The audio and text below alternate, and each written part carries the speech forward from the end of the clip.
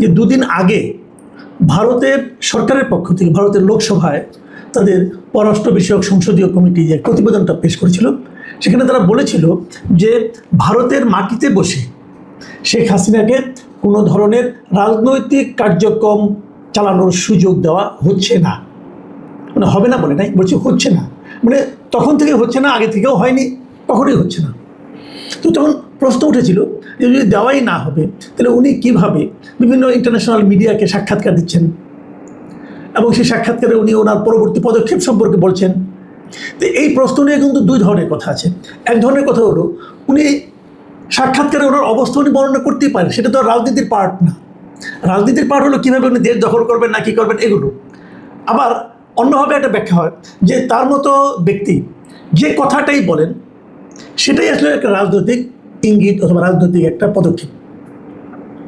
এটা নিয়ে দুই রকম বিরোধ থাকতেই পারে, কিন্তু যখন নাকি এই কথাটা বলা হলো তখন অতীতের বিষয় নিয়ে নানা রকম আলোচনা হলেও একটা কথা কিন্তু মানুষ ভেবেছিল যে তাহলে আমরা ভবিষ্যতে হয়তো এ ধরনের আর কোনো রকম কর্মকাণ্ড দেখব না।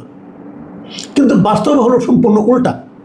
উল্টা কীভাবে, যে আজকে ভারতেরই একাধিক মিডিয়াতে, ইন্ডিয়া টুডে, দ্য হিন্দু, এরকম সকল মিডিয়াতে একটা খবর বেরিয়েছে।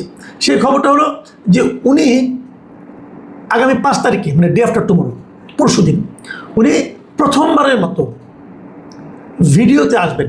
মানে একটা অনুষ্ঠান হবে, সেই অনুষ্ঠানে উনি আগামী 5 তারিখে সন্ধ্যা 6টা থেকে 7:30 পর্যন্ত নয়াদিল্লির মাথুরা রোডে অবস্থিত স্যার মার্ক টালি অডিটোরিয়ামে একটা অনুষ্ঠানের আয়োজন করা হয়েছে। এই অনুষ্ঠানটার আয়োজন করেছে foreign correspondent club of south Asia, মানে FCC সাউথ এশিয়া। এখানে একটা ভার্চুয়াল অনুষ্ঠান হবে। সেই অনুষ্ঠানে ফিজিক্যালি অনেকে থাকবেন, যেমন আবার সাবেক যিনি শিক্ষামন্ত্রী ছিলেন নওফেল সাহেব, উনি থাকবেন, আরও অনেক সাংবাদিকরা থাকবেন। সেখানে শেখ হাসিনা যুক্ত হবেন ভার্চুয়ালি, মানে ভিডিওতে ওনাকে দেখা যাবে এবং উনি ওখানে ভিডিওতে কথা বলবেন। উনি যেখানে আছেন সেখান থেকে উনি সেখানে যুক্ত হবেন এবং সেখানে আরও যারা অংশ নেবেন তাদের মধ্যে শেখ হাসিনার পুত্র সজীব ওয়াজেদ জয় আছেন, আগে বলেছি শিক্ষামন্ত্রী মহিবুল হাসান চৌধুরী নওফেল আছেন, এবং ওখানে একটা কিছু বিদেশি বাংলাদেশি আর কি বিদেশি মিডিয়াতে যারা জব করেন সেরকম কিছু লোক থাকবেন। বাংলাদেশ হিউম্যান রাইটস ওয়াচের মহাসচিব মোহাম্মদ আলী সিদ্দিক এরা থাকবেন। এবং এখানে আরও অনেকের নাম আছে, যেমন সাবেক কূটনীতিক নিরাপত্তা বিশ্লেষক আমিনুল হক পলাশ, রাজনীতি ও সন্ত্রাস বিরোধী বিশ্লেষক আবু ওবায়দা আরিন, হ্যাঁ, এবং বাংলাদেশ হিউম্যান রাইটস ওয়াচের USA পরিচালক শাহ মোহাম্মদ বখতিয়ার এরা থাকবেন। তবে যে নামটা আমার কাছে খুব ইন্টারেস্টিং মনে হয়েছে সেটা হলো যে সাবেক ক্রিকেটার, আওয়ামী লীগ আমলের শেষ সংসদের সংসদ সদস্য মিস্টার সাকিব আল হাসান, তিনিও এখানে থাকবেন অনুষ্ঠানে। তো এগুলো অনেকটাই মানে আন্তর্জাতিক মিডিয়া, ভারতের মিডিয়া, আমাদের বাংলাদেশের মিডিয়া সব জায়গায় কিন্তু একটা কৌতূহল সৃষ্টি করেছে যে প্রথমবারের মতো ওনার ছবি মানুষ দেখতে পাচ্ছে। উনি প্রকাশ্যে আসছেন, ভার্চুয়ালি হতে পারে, ভিডিওর মাধ্যমে হতে পারে, কিন্তু ওনার চেহারাটা দেখা যাবে এবং ওই চেহারা দেখিয়ে ভিডিওরভাবে উনি কিছু কথাবার্তা বলবেন। উনি কি বলবেন কি না বলবেন এটা নিয়ে মানুষের মধ্যে একটা কৌতূহল তৈরি হতেই পারে। এই কারণে যে উনি কিন্তু বেশ কিছুদিন আগে ঘোষণা দিয়েছিলেন যে উনি এই বছরের ডিসেম্বরের মধ্যে দেশে ফিরবেন। একা নয়, দলের শীর্ষ পর্যায়ের নেতাদের নিয়ে উনি দেশে ফিরবেন। এখন প্রশ্ন হচ্ছে যে এটা নিয়ে আমরা আগে আলোচনা করেছি যে উনি কীভাবে ফিরবেন, ফিরলে কী হবে, কি হতে পারে, সরকার কী ভূমিকা নেবে, এখানে অন্য যারা আছেন বিভিন্ন রাজনৈতিক দল তারা এটাকে কীভাবে নেবেন। এরই মধ্যে অনেকে দেখলাম বেশ মানে অহংকার করে বলছিলেন শেখ হাসিনা জীবনে দেশে ফিরতে পারবেন না, ওনার লাশও দেশে ফিরবে না।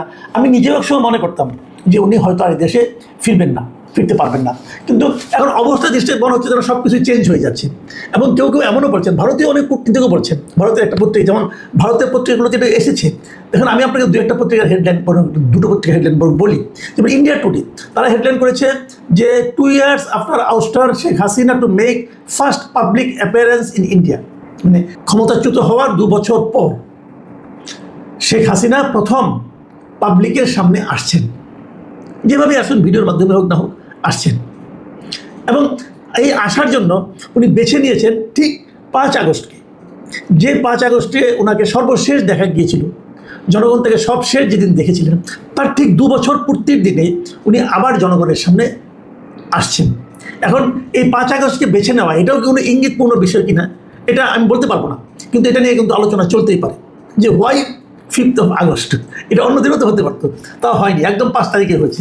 কাজে এখানে হয়তো উনি কী বলবেন না বলবেন এটা নিয়ে তো অন্যরকম আলাপ আলোচনা চলবে। হয়তো উনি বলবেন ওনার রাজনৈতিক ভবিষ্যৎ, উনি হয়তো বলবেন উনি পরবর্তী পদক্ষেপ কী হবে, অনেক কিছুই বলবেন।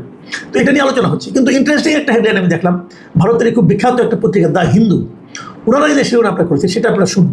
ওনারা শিরোনাম করেছেন যে Sheikh Hasina to hold pressure on August 5, a month before Tarique Rahman's expected visit. মানে তারেক রহমান ব্রিক্স সম্মেলনে কিন্তু যাওয়ার জন্য তাকে আমন্ত্রণ জানানো হয়েছে। যদি উনি সেখানে যান সেটা হবে সেপ্টেম্বরে। মানে উনি যাচ্ছেন তাহলে যখন তার 1 মাস আগে হাসিনার এই যে বাইরে বেরিয়ে আসাটা, এটা তারেক রহমানের সরকারের উপর এক ধরনের প্রেশার তৈরি করতে পারে। এবং দ্য হিন্দুর এই রিপোর্টটা লিখেছেন পল্লব ভট্টাচার্য, আমি রিপোর্টটা পড়লাম। এখানে উনি বেশ কিছুগুলো কথা বলেছেন।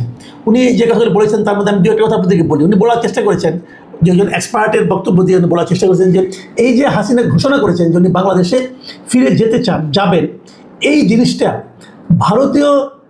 ভারতকে, বিশেষ করে ভারতীয় গভর্নমেন্ট এবং ভারত এদেরকে এক ধরনের স্বস্তি দিচ্ছে।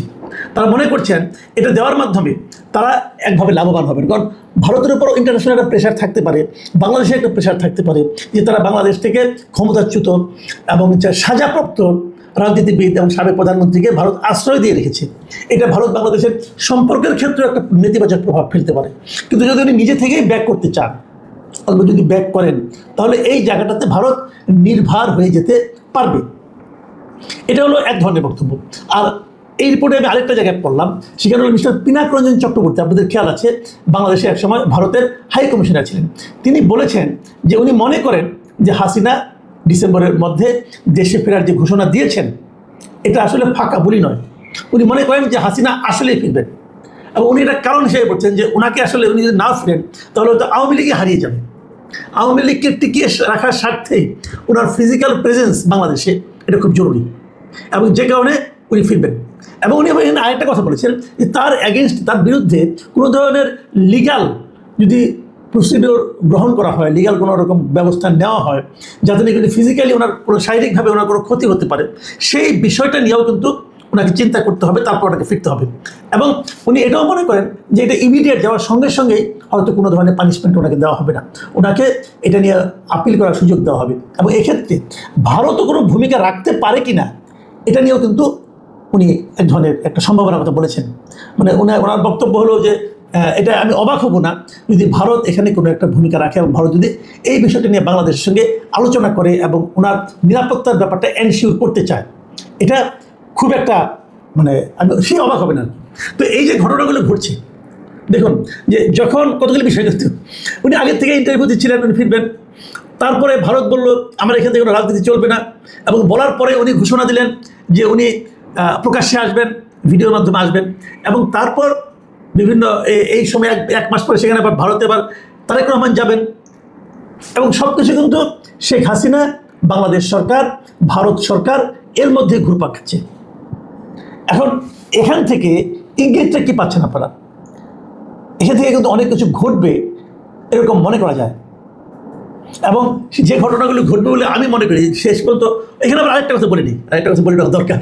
সেটা হলো আমাকে আবার আমাদের দেশের একজন সিনিয়র সাংবাদিক উনি বললেন যে যদিও শেখ হাসিনা বলছেন উনি আসবেন, কিন্তু শেষ পর্যন্ত উনি ভিডিওতে আসবেন না। এটা হলো আরেকটা সোর্সের কথা। যুক্তরাষ্ট্রে অবস্থানরত কিছু আওয়ামী লীগের লোকজন তারা নাকি এটা বলেছেন যে উনি আসলে আসবেন না। এখন যদি উনি মানে ওরা যদি ভিডিওতে না আসেন তার কি অর্থ হতে পারে এবং তার কি আফটার ইফেক্ট হতে পারে? আমি পার্সোনালি মনে করি না আসলে ওনার নেতাকর্মীদের মধ্যে একজন হতাশা তৈরি হবে, এটা যেমন ঠিক, পাশাপাশি কিন্তু আরেকটা ইঙ্গিত পাবেন যে তাহলে আমরা বুঝবো যে ভারত সরকারই হয়তো ওনাকে ভিডিওতে আসতে বাধা দিচ্ছে। যদি সেটা হয় তাহলে এখানে আপনার ভারতের আরেক ধরনের মনোভাব শেখ হাসিনার প্রতি, যেটা নাকি খুব একটা ইতিবাচক মনোভাব বলা যাবে না, সেটাও কিন্তু প্রকাশিত হবে। এখন আমাদের আরেকটা দিন ওয়েট করতে হবে। আজকে 3 তারিখ, মাঝখানে আরেকটা দিন এবং 5 তারিখ সন্ধ্যায় আমরা বরং দেখি যে আদৌ উনি আসেন কি আসেন না।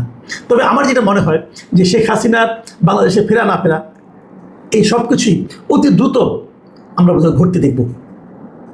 প্রিয় দর্শক, এখন এ পর্যন্তই। আল্লাহ হাফিজ।